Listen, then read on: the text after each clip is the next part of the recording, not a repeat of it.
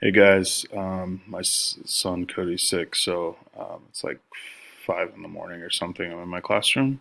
I'm gonna make a real quick lecture video so that you can watch it and then get started on some causation stuff regarding counter-reformation. So first of all, today's a Monday schedule, so it's shorter. So the counter-reformation is also known as the Catholic Reformation. They depending on who you are or like the point of view, the name changes, but it basically is in response to the Protestant Reformation. I'll talk about the wars of religion tomorrow and Thursday, Friday. So the major players of the Catholic or Counter Reformation are the Jesuits. They are going to be the very strict Catholic order. There's three basic purposes that they do. They establish highly disciplined schools, and this is in reaction to the emphasis on education that took place with humanism as well as Lutheranism. So it's like the Catholics say, well, we can do that too.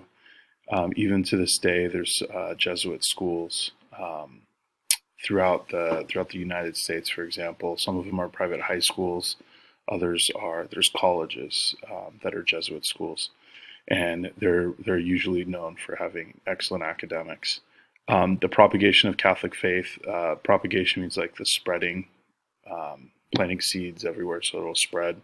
So the thing about the Jesuits with the propagation of Catholic faith, and we're going to talk about this at the end of the week and into next week, is that Counter-Reformation is happening at the same time that you have the Age of Exploration.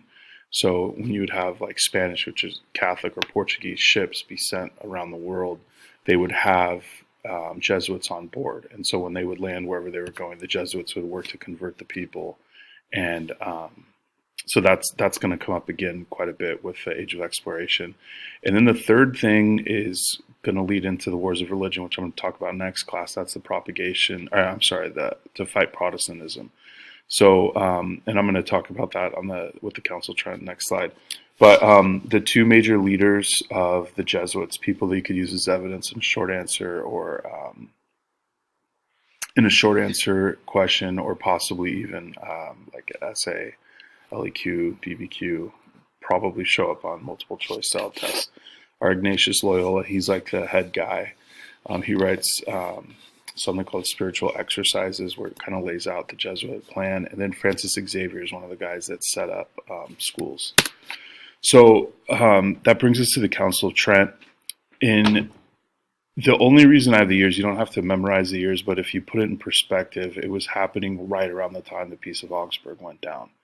So it's the Protestant Reformation was going on. There had been some wars of religions, the German princes versus the Holy Roman Empire.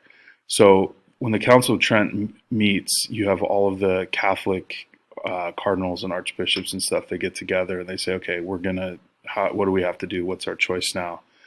And there's two choices basically. One is they compromise and they say, okay, you know what, Luther, you had some good points. We'll change what we're doing. And that's just one example. But the other is draw a line in the sand and say, no, we're the Catholic Church. We tell you how to get to heaven. And if you have a problem with it, we're going to fight you. And they choose door number two. One of the things that comes out of the Council of Trent is the Catholic Church says it's not our dogma or our theology that's the problem. It's more the people that are in charge.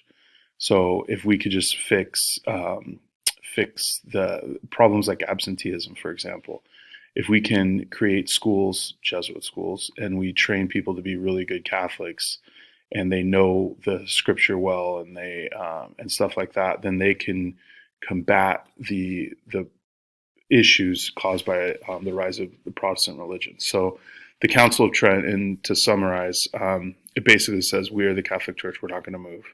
And then the other thing is it says that we're going to try to fix the problems from a personnel standpoint within the church and not change the theology as much. So it's they don't give in to some of the demands that the Protestant church had suggested.